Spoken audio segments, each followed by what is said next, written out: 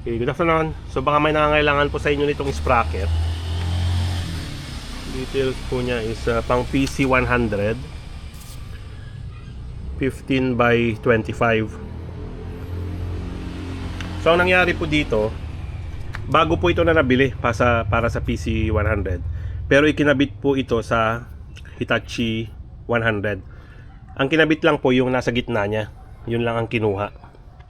Kasi nag-change sa travel motor po yung back ko ng Hitachi.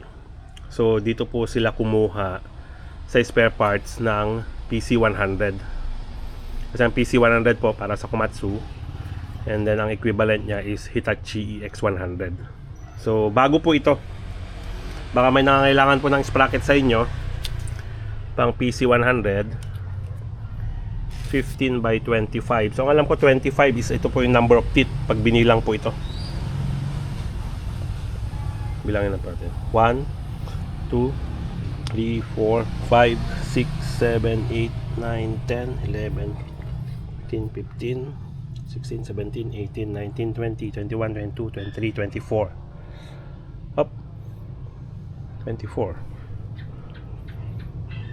So, kung 25, ito kayang butas ang binibilang.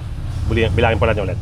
1, 2, 3, 4, 5, 6, 7, 8, 9, 10, 11, 12, 13, 14, 15, 16, 17, 18, 19, 20, 21, 22, 23, 24, 25. So ang binibilang po ito.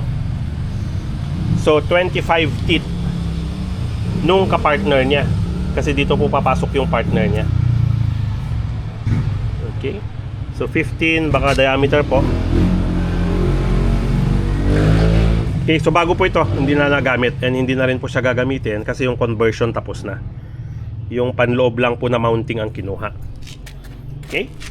So message lang po sa mga interested. Salamat po.